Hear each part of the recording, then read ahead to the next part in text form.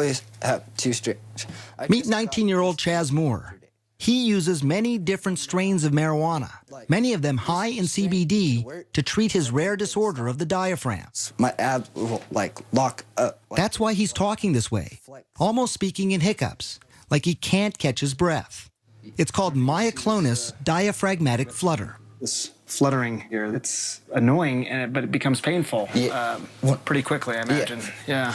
Yeah, after 15, 20 minutes this is where I can start to really feel it. He's about to show me how the marijuana works. He's been convulsing now for 7 minutes. How quickly do you expect this to work? Within the first 5 minutes.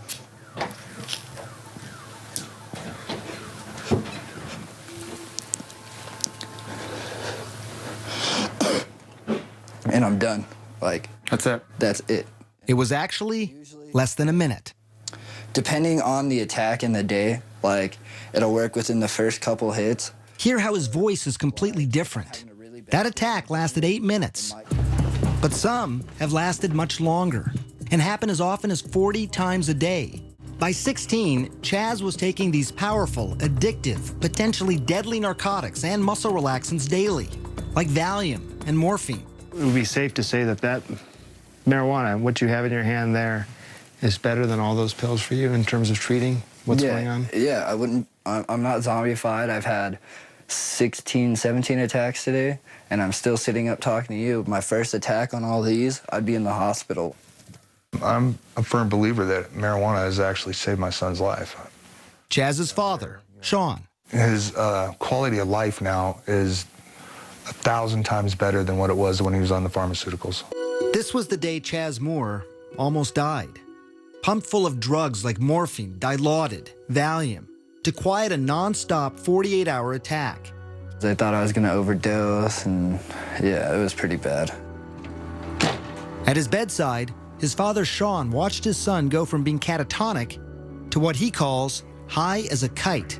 How high are you on the morphine? I'm not high. I've watched friends of mine die from taking the same drugs that he took. You see, Sean was a drug addict, and he had struggled for decades to get clean. It was scary. It was really important for him not to take these drugs if he could avoid them. If he could avoid them. I know how addictive they are. I've seen it. It scared the hell out of me. But Sean is not scared of marijuana, and neither is Chaz. This right here, I don't get sick off of it. I can't overdose. And Chaz is right about that. While there are fatal, accidental prescription medicine overdoses every 19 minutes in this country, there are virtually no reports of fatal marijuana overdoses. As the sun was rising on the ancient city of Jerusalem, the final leg of our journey was just beginning. There have been some great advances here, and I'm proud of that, obviously. Dr. Boaz Lev is with Israel's Ministry of Health. Here, they have pioneered marijuana research. They were the first to isolate THC and CBD decades ago. And now the country's ministry licensed 10,000 patients to use marijuana medicinally and has approved more than a dozen studies to treat illnesses like PTSD, pain, Crohn's disease, even cancer. Hopefully, this will prove to be the best medication. I really hope so. We're not there yet. Answers might come from places like this. It's a state-run nursing home outside of Tel Aviv. Residents here are using marijuana for pain, loss of appetite, Parkinson's disease, and dementia. Moshe Root is one of those residents. He was 77 when he smoked his first pipe of marijuana. He's 80 now, and he smokes a couple of times a day. It's to help with the pain and the hand tremors caused by a stroke. So it's a mixture of tobacco and marijuana. He even decided to light up during our interview to stop his hands from shaking. You're saying your hands are steady because of the marijuana? It also helped ease a deeper pain hidden from sight. You see, Moshe is a Holocaust survivor. When his wife died a couple years ago, he was haunted by nightmares of his childhood, hiding from the Nazis. The marijuana, he says, took him out of the darkness. You dream. You fly. When you smoke? Yeah. There are 19 other patients here. Scientists at Tel Aviv University are now studying their progress, and they call the results outstanding, including weight gain, improved mood, pain and tremor reduction. But I can tell you as a doctor, it was my next stop that proved the most surprising. This is Israel's largest hospital, Sheba Medical Center. You put up your medical cannabis. Amashe is using marijuana to help him with the pain and nausea from chemotherapy.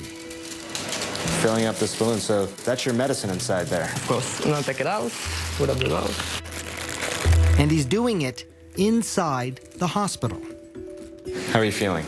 A relief, first of all, in the muscle, in the leg.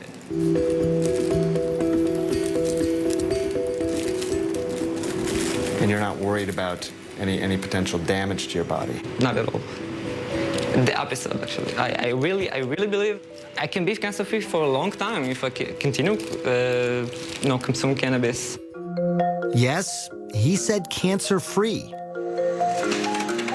Very early studies on mice in Israel, Spain, and the United States are now showing the potential of marijuana to kill cancer cells. It's exciting research, but it is still in its infancy, and it's inconclusive. This program at Sheba is well established, and experts say a teaching tool for using marijuana in other hospitals. Do you think this could happen in the United States? I don't know that there's yet enough really concrete evidence of cannabis's benefit that's satisfactory, at least in that context. I think it's going to come. But it could be slow going. The FDA has been great at approving studies, but National Institute of Drug Abuse has been really stonewalling and blocking any studies looking at therapeutic effects of cannabis because that's not their mandate. Their mandate is to look at the harms of drug use.